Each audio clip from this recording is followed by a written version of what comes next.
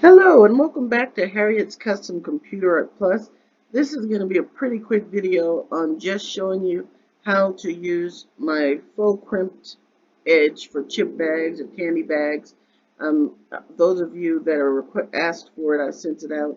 And to change the color of the edge so you could use it for any bag, um, I sent it as a JPEG. So first you'll have to cut out this inner white section so that you can put your picture underneath it, because now if we try to put the picture underneath it, it would disappear. So what we're going to do is cut out this white panel. So what we're going to go to is cut out in picture, cut out of picture by color selection. You're going to take this, it's on 2, you want to take it down to 0 because you just want one color. You don't want shades of that color, you just want one color. So you're going to click, it's going to take that entire white section, click next. Now you want to go here to select opposite area so that whatever area is in the foreground or shows up clearly right now, you can see this background of the edge is kind of muted. Once you hit select opposite area, you'll see this is the area that you'll be keeping, and it'll be cutting out the white area. So make sure whenever you do a cutout like that, if you're trying to just get rid of a big colored area, one color, and you click on that, make sure you don't forget to select opposite area so that you keep the portion that you really want. All right, and also you want to take the check mark out of put your cutout in its own picture because it will take it to a new page. Actually, in this case, it wouldn't hurt because that way you can keep your original as it is. So we're going to go ahead and leave it there after we select our opposite area so that we can see our edge clearly. Then we're going to go ahead and click done, and it will open it in a new picture. And that way you won't mess up your master. You can keep the other one as your master, and each time just go through the same routine. So first I'm going to start off with this blue and green, and as you can see now, you can put it under it, the second layer, and you can the border will cover your background so that it looks very neat. So I'm just going to, I just drug this up. You just click on the picture you want and just drag it up and drop it into the middle of your screen, because I didn't drop it, that came up, but you just drag it. I'll show you, just make sure you got it. Just back arrowing takes it back per step. So if you make a mistake, hit your back arrow and it should take you back. It goes back, I think, about 5 to 7 steps. Anything beyond that, then you just have to do it over. So what we're going to do now is we're just going to drag this border up. Click on it. Once you have it, you'll see that little plus, and just drag and drop it. Now I'm going to change it to the back layer because I want it behind my border or my faux crimp edge. Now I'm going to click. I'm not using the mouse. I'm using the trackpad, so it's I'm not making my moves as precision as possible, but I'm kind of moving fast because it's almost time for me to go to work. All right, so now I'm just going to move this up so that I have my background in there if I was going to use this for a chip bag. And I'm going to click on my border, and in order to change that color, I'm going to go to touch up, correct tint. And you see this little ball here. I'm going to start moving this ball. Let's say I want to make it the blue color. So I'm going to start moving this little ball until I get down to a color that looks pretty close to this one, because you can kind of look at it and you can tell if you darken this color, which is to add a little black to it, it would start darkening the color and making it closer to this one. So now I can also click on the slide rule and slide it over just a little bit, because if you slide it too much, you will lose your shading. So I'm going to slide it over a little bit, and I think I need a little more blue, so I'm going to slide this a little more into the blue because I want to try to get this to look like a light version of this, and then we will fine tune it in another function. So now that I have it in the color scheme that I want, I'm going to go ahead and hit done. Now I'm going to go to special, I'm going to go to paint and color effects, And you do not want to use fill with a solid color because it'll just change it all to a solid color. Default red is the default color it will always go to anytime you go to that function. What we want is paint and color effects, but we want to go to change color because this will change the tint rather than the full color. So now, as you can see, it already has in the big circle that we're in the family, blue family. So now I'm going to just adjust this ball a little bit more.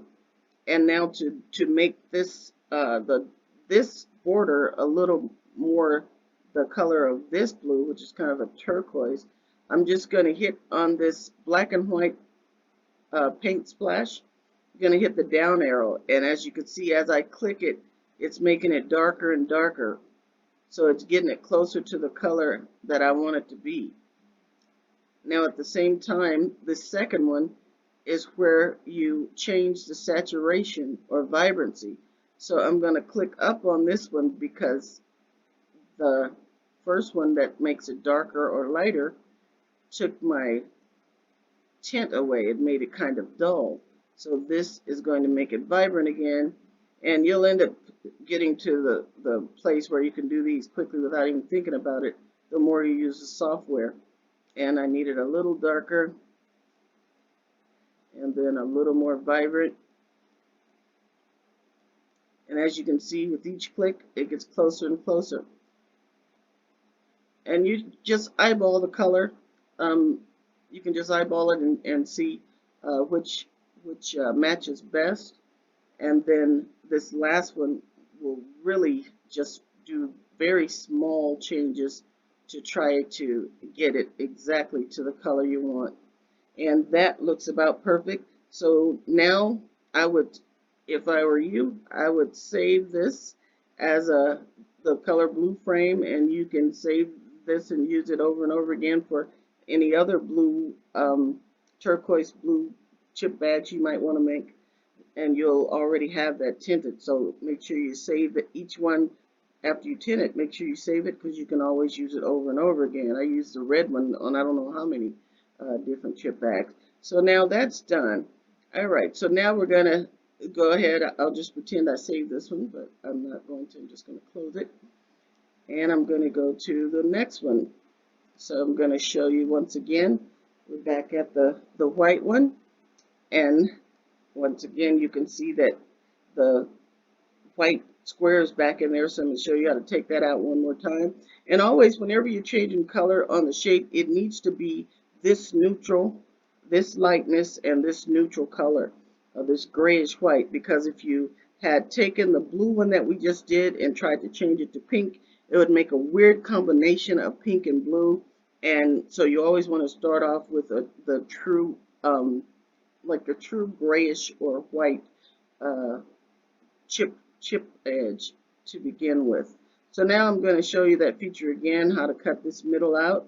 You go to cut out in picture, cut out of picture by color selection. You're going to take this all the way down to 1, click in the middle, next, select opposite area. In this case, we're going to leave the check mark in and hit done. Now we're going to change it. Let's go with the roses. And I want this turned on a horizontal plane, so I'm going to go to size and position, alignment. No, actually I'm going to go to rotate, and I'm going to rotate left just so that to make it easier for me.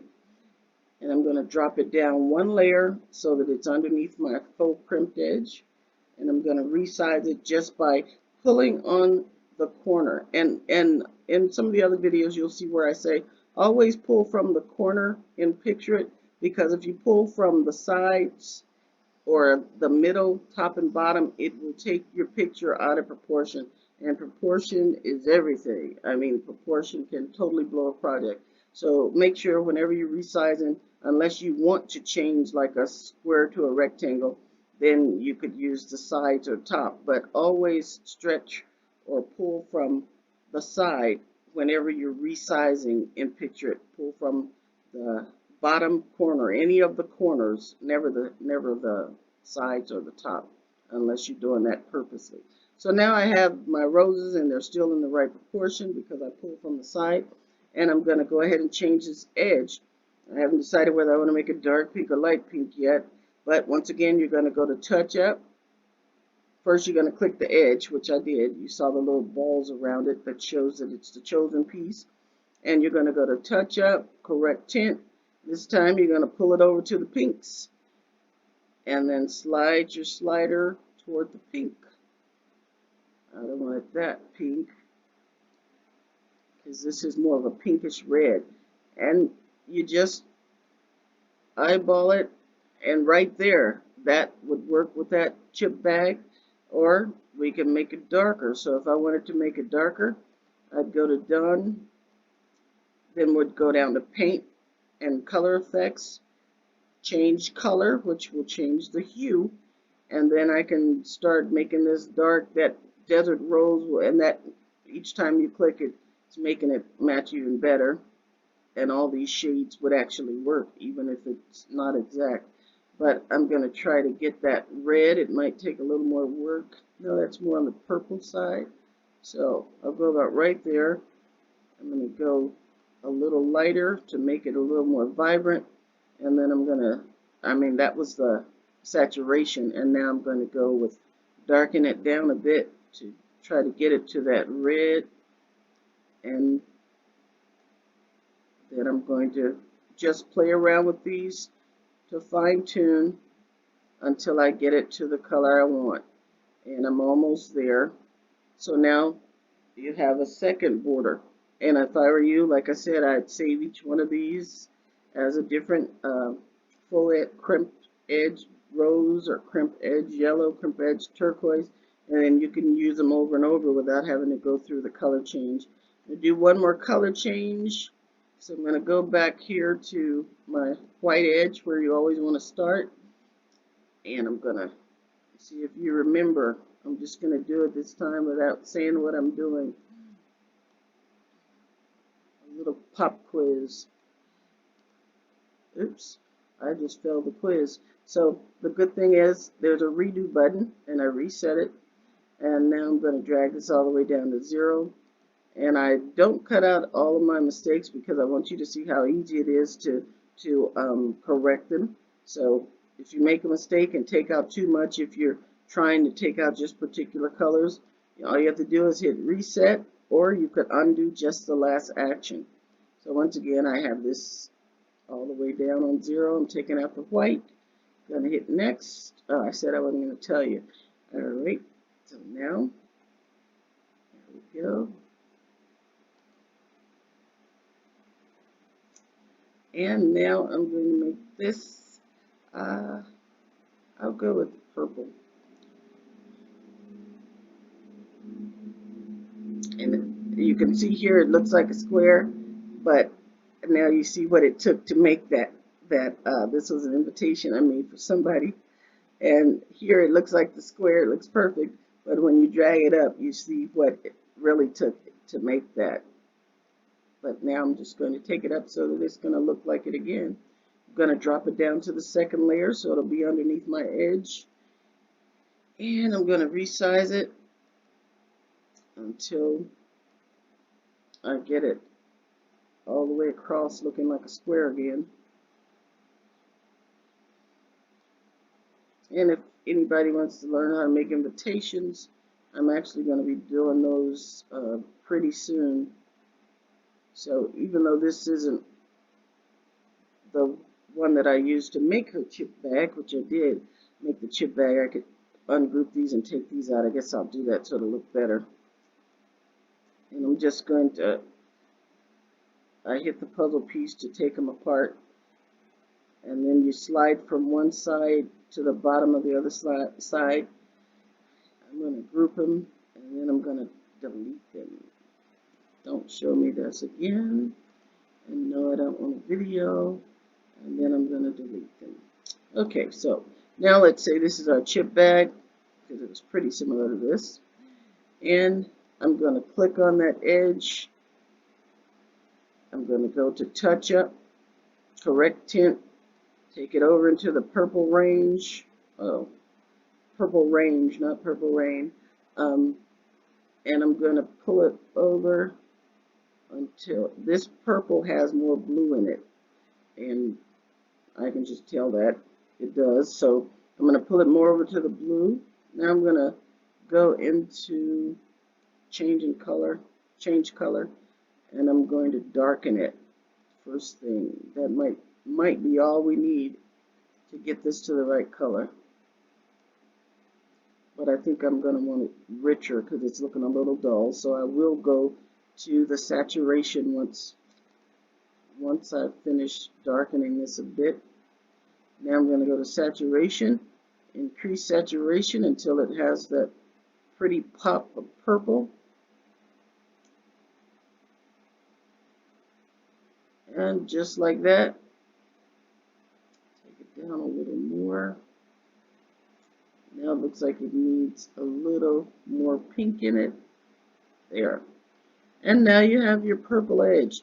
So that's how you quickly change the colors of the crimped edge to go with any project that you might be working on. Hope this was useful. Don't forget to hit the like button and subscribe if you haven't already, and come back again for another tutorial. Once again, thank you for watching Harriet's Custom Computer Art Plus. Have a good evening.